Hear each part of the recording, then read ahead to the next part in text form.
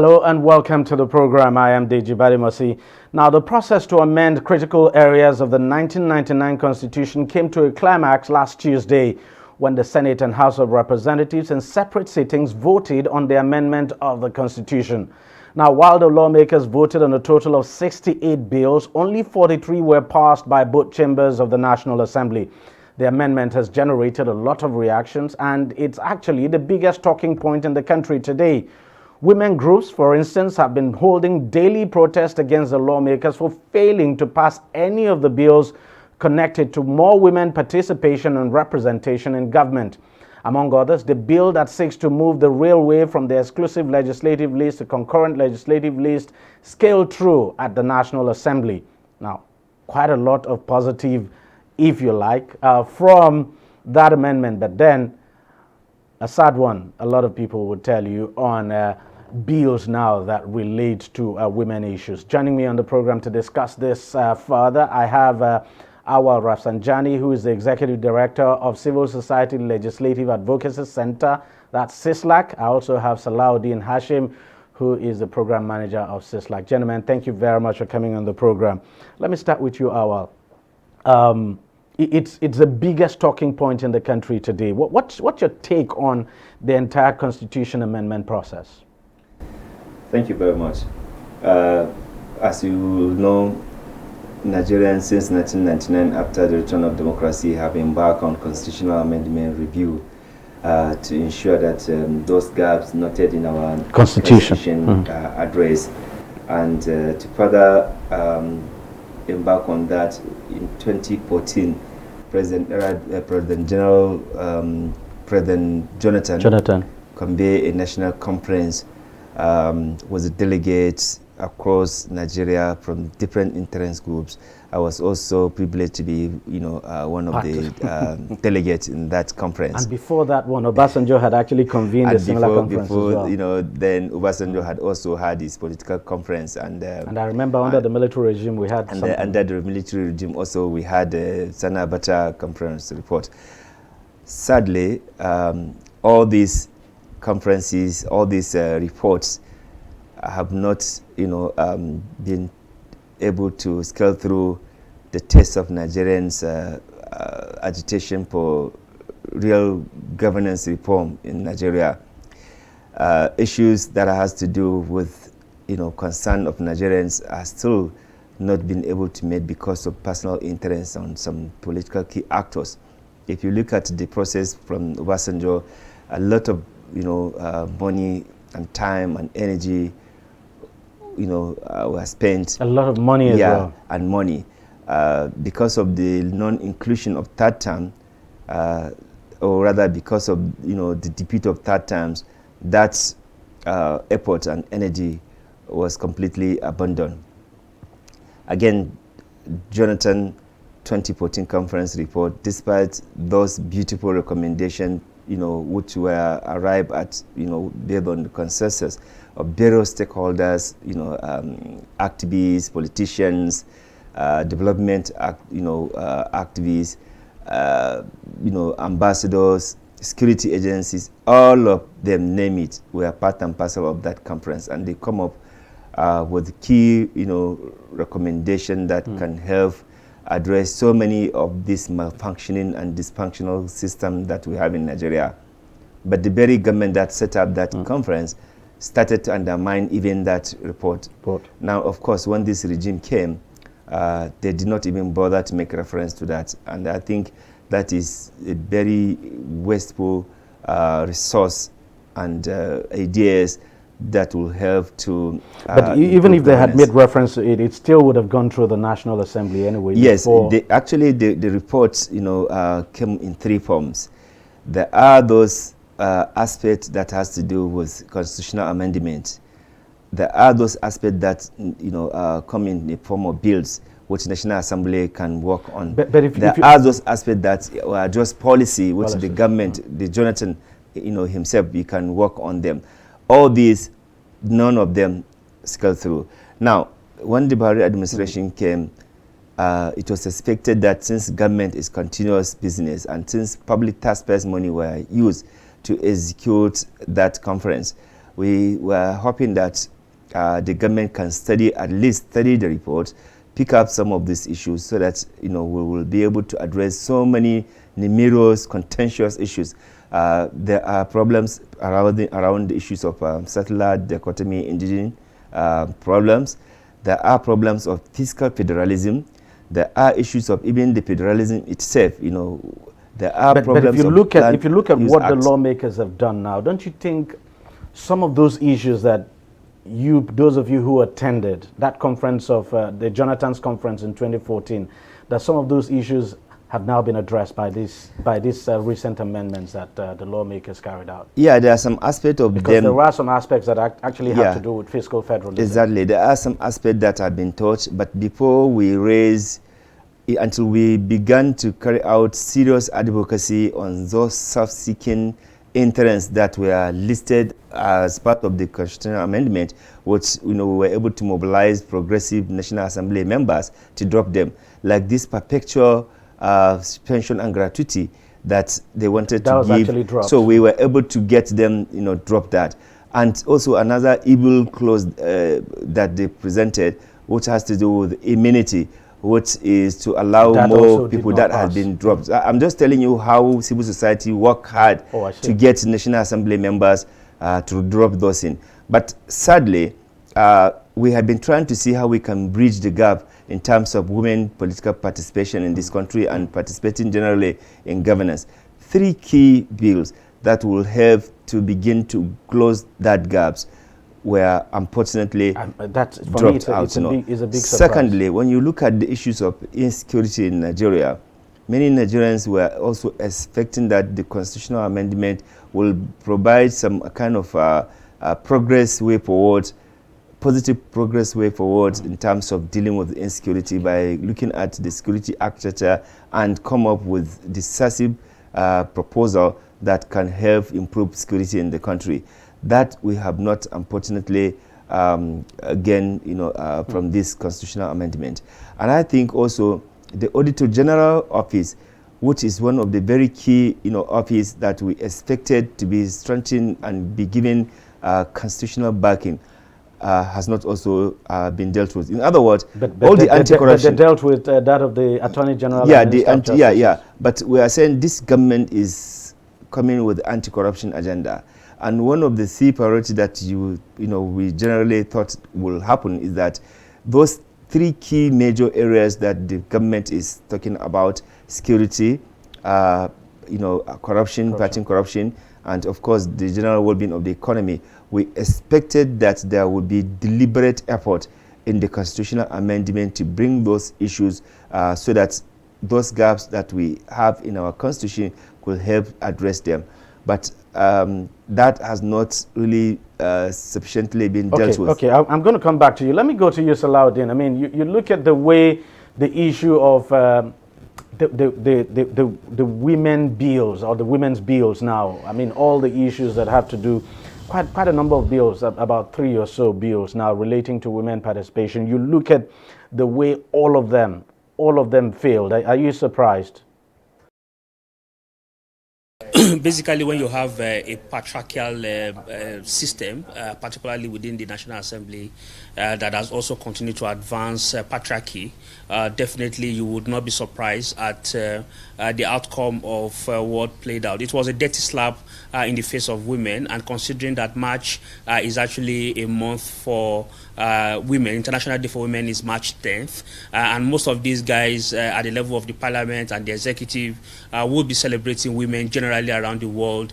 And of course, so I'm actually looking forward to the kind of body language they will actually be putting forward in terms of how they relate with women leaders around the world, just seeing that they have thrown out what women represent. So there's this issue of homophobic society, sexist view of what is playing out in our legislative process, and of course undermining the kind of participation of women in our entire democratic process.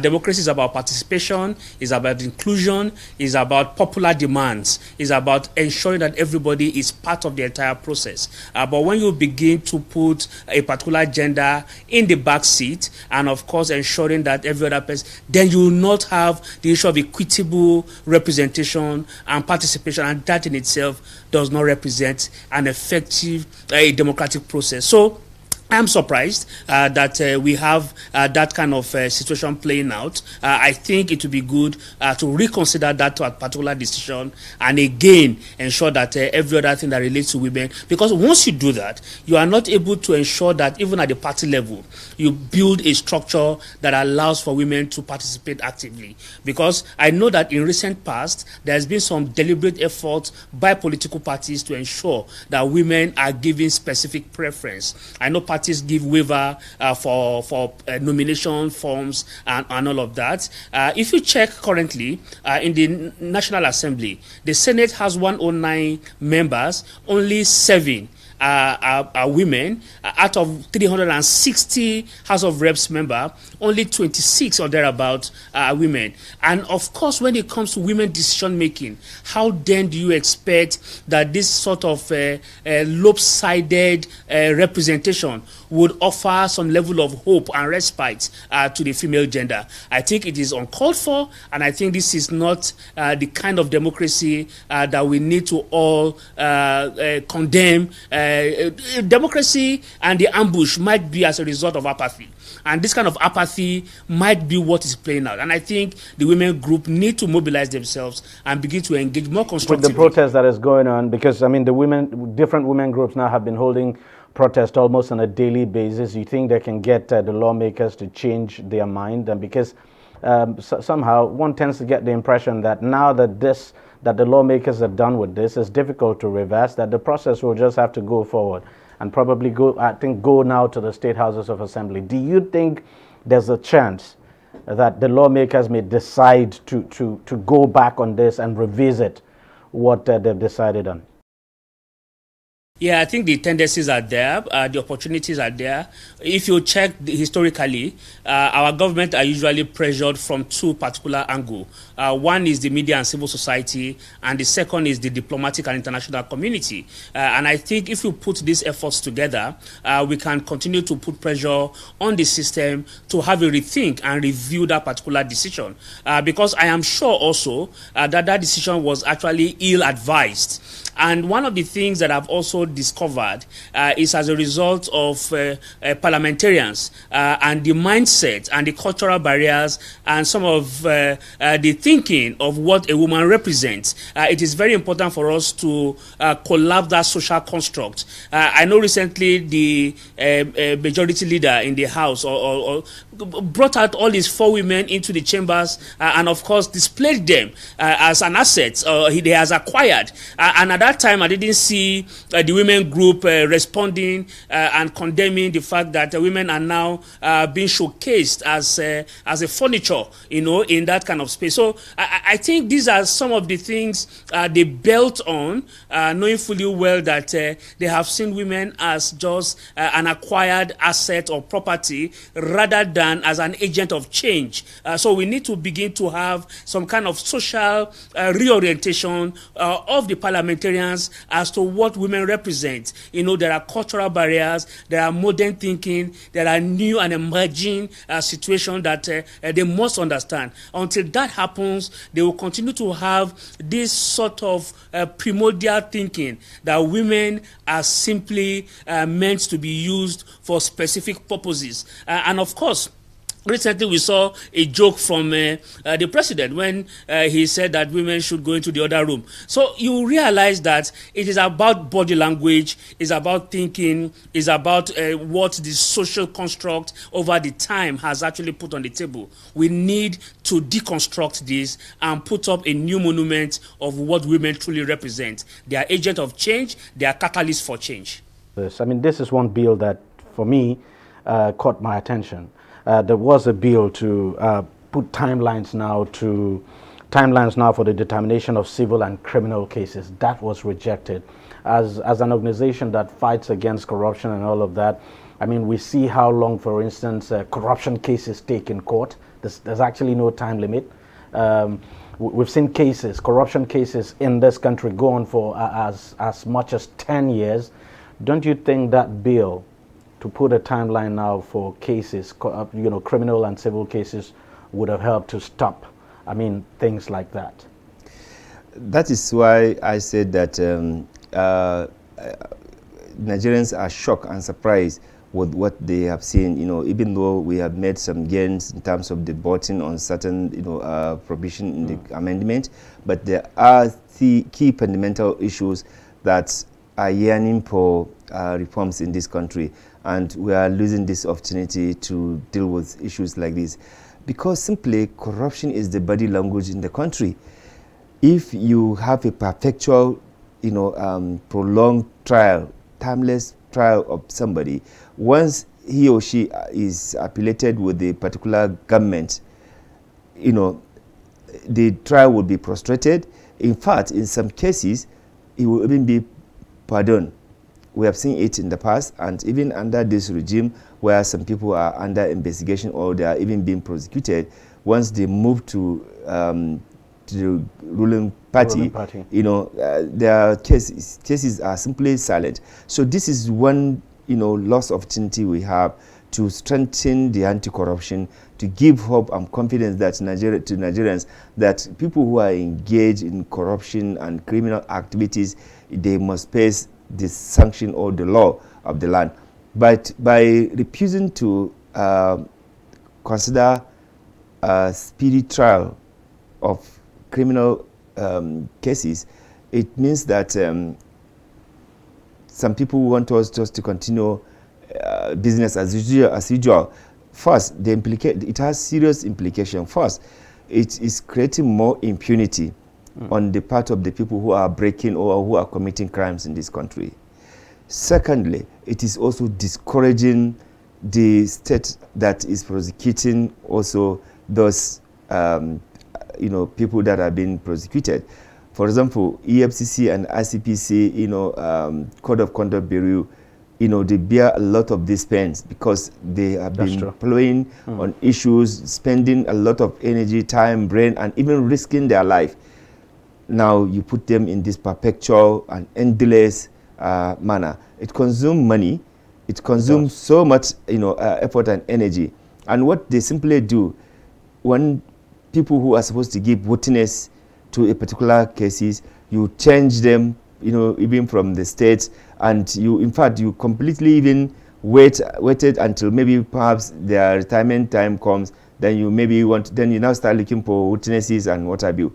I think part of the problem we have is that you are dealing with so many legislators who are inexperienced in governance, in administration, but they have legislative aides who are supposed to the legislative aides. You'll be shocked to see that many of them that they have as legislative aides are not seriously intellectually legislative-wise contributing to enhance the work that they are doing, because they did not recruit, in many instances, they did not recruit people that, could help them do the work. You are recruited as a senior legislative aide, and your own is to be carrying handbag and following the man like a houseboy. So the challenge is that, and that is why the legitimacy caution on the representation of so many of them, who many Nigerians believe they even rigged the election. In the first place, many Nigerians, they don't even accord them the legitimacy to represent them because of the manner in which they came. Some of them through violence, through electoral violence, through electoral manipulation, through outright rigging. And some of them, it is just called declaration that they have won when they have not even won any popular election. So that is why Nigerians are talking about the fact that let it be a people-oriented constitutional amendment-driven process, which is not done by handpick of people who they also put personal interest above even the national interest. As we can see, if not because of the constant pressure and advocacy that civil society have carried out, somebody want to have, immunity so that his or her criminality will be covered, so that accountability will be absent, so that, you will have perpetual, crime that you commit and you will be covered under that so-called immunity. Even now, the executive immunity that we have, Nigerians are agitating that it should be limited, because we have seen how some people who are covered under this immunity are also abusing it, engaging in all sorts of things that are not desirable for any responsible public officer. I get you now, but overall, because we just have to wrap up, unfortunately there isn't much time. Overall, what are those provisions that were passed that you're happy with? Well, I think at least you must be happy with the devolution of powers to local government. I've been, one person that have been agitating for the autonomy of the states, local government, and also judiciary, and also state assembly. I'm happy that, that provision has scaled through. I'm also happy that Abuja, indigene that has been ambushed in this country, who cannot even, apply for university, because there was, at a point, there was no code for people, in Abuja to even apply JAM, any university. This provision, I think they have also accorded them with the having even a minister, to come from, no, I think that was rejected. Yeah, that was actually rejected. It was the rejected. Minister must come. Yes, I see. That a minister. So that is also a sad one. But even the office of mayor for FCT was rejected. Appointment of an FCT minister from the FCT was also rejected. So I think this is really unfortunate, because we thought we should be able to close this marginalization that the Abuja original inhabitant of Abuja are facing.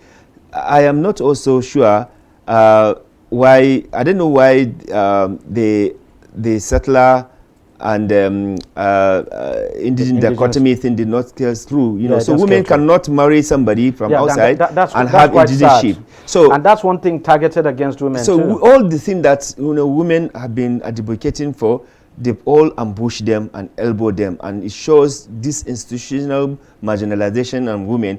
But I want to encourage women that it is not yet over, because we know this constitutional amendment, given the history of how it has been going on in Nigeria, may not necessarily even go anywhere, because the idea was not really to amend any constitution. It's to justify the billions, if not trillions, of the monies wasted in this so-called constitutional amendment. Because if you look at from 1999 to date, if the National Assembly and the ruling class, if they are interested in the constitutional amendment, we would have been able to do piecemeal amendment. We don't need to do this 60-something at a go. You can take different aspects of it that are contentious and thoroughly debate them, come up with something that is fair, something that is democratically acceptable to all Nigerians. You would have made more progress, rather than every legislature you come and justify spending billions. As I speak to you, there's no accountability on all this money spent in the name of constitutional amendment. Meanwhile, civil society, under the umbrella of Citizens Forum for Constitutional Reform, had done intensive consultation at ward level, community level, local government level, state level, zonal level, national level, since 1999, bringing out what Nigerians think should really be, done to improve, our constitution. All those recommendations and suggestions have not been able to scale through. 99% of them have not been able to scale through. But we saw some of the provisions that were never canvassed, even during the public hearing, appearing on this. Thank God that we were able to defeat some few of them. But still, there are certain issues that we thought, like the office of the Attorney General, office of the Auditor General. Yeah. If you say you are fighting corruption, that is one office that you should empower that. Secondly, even the code of conduct that is the only, anti-corruption, agency that is appeared in our constitution. you needed to have strengthened it to give it the necessary backing and even financial autonomy. But you have not done that. So in other words, this current constitutional amendment did not take into consideration all the anti-corruption issue that will have helped to improve the anti-corruption fight in Nigeria. It has not also taken care of the security challenges that we have in Nigeria. In terms of the economy, we haven't seen much concerted Okay, I think the bill to establish the Office of the Accountant General of the Federation, separate from the Office of the Accountant General, is the Auditor General of the Federation, that actually passed. No, the issue is that we are talking about the Auditor General Office of the Federation. Okay, yeah. We are not talking about the Accountant General. We are talking about Auditor General, which is a major accountability office. Every year they come up with a report on how government agencies flagrantly abuse public taxpayers' money, refuse to carry out audit, refuse to be audited, refuse to provide information, and we are spending billions, trillions. Yet some people don't want to provide any audited or any accountability on how they spend this money, and yet this government is fighting corruption. So if there's any area where you think you need to block leakages, one of it is to strengthen the Office of the Auditor General to deal with that. I think I get your point. It's very important what you mentioned on the issue of indigenship now of a state, because that actually targeted women. So a woman, for instance, the bill had proposed that if a woman had been married to a man for 5 years, then automatically that woman should qualify to become the indigene of the state of the man. This was rejected, and I'm actually surprised. Let me go to you as a way of wrapping up, Salahuddin. This is one bill that the women are actually fighting against as well, that was rejected, the issue of indigenship. It's really unfortunate that this didn't pass. But let's not also forget that this is actually not the end of the Constitution amendment process. All these amendments will still have to go through the 36 states of Houses of Assembly now, and they also have a say. So it's even possible that along the line some may be dropped. We don't know yet. But overall, what would be some of those ones now that were passed that you would say actually stand out for you? All right, maybe I should first begin with what my boss just mentioned about the issue of the amount spent in the entire process. What stops us from the entire energy we have invested since the return to democracy to now have an entirely new constitution that we can call our own? What we are just amending are just the hangover from the military era. So, and of course, if we spend money every 4 years, because every parliament now sees the amendment process as an opportunity to also then divert some resources. So it will keep going that way. So why don't we then put in all the energy and resources into then having a brand new constitution that is democratically inspired, okay? And that for me might just be what I would want to say. But going to your question in terms of what stood out for me is the issue of independent candidacy that actually went through. At least now, the entire politicking within party structures and the absence of internal party democracy, and of course the test for credibility for individuals who believe that they can actually stand without any party platform to then seek for political office might be a very good way to go. Because to be honest, over the years, people seem to have lost faith within the political party structures. Political parties in the country don't have ideologies. They are not driven by any form of agenda. If you go to Party A and Party B, the nominal roles for all party members are similar. Those on these parties, if you still interrogate on this party, you still find the same people there. And of course, the issue of cross-carpeting. So I think the issue of independent candidacy might just put a solution to this entire gamut of party rascality that we see happening across the country. And that for me is actually definitely something that really stood out. And of course, maybe also the issue of dropping the immunity stuff. Maybe those are also some of the fingers pointing to the fact that Nigerians are more awake and more vibrant than ever, and of course are willing to take their destiny into their hands. This is a constitution we are talking about. The ground norm, it provides direction, it provides strategic thinking, and of course that is the classical document that prioritizes everything. And of course, if we don't get it right in terms of having the preamble of the Constitution that says we the people of the Federal Republic, we the people suggest that we all sat down and we agreed on it. And of course, it is not an issue of a select number of individuals who carry out an amendment process. And of course, the clear example of the women that were thrown out and all the associated bills related to them is, for me, very unfortunate. But the issue of independent candidacy stood out very clearly for me, and I think it will provide an opportunity for young people who cannot afford enormous and humongous amounts that the new Electoral Act had provided. The reviewed act suggests that the new party financing is now increased, is jacked up by 150%, some with 300%. But now, if you don't have so much, but you have the machinery to be able to mobilize the people, that might be an opportunity for you to move forward. And I thought that independent candidacy thing, it's actually very, very good and fantastic.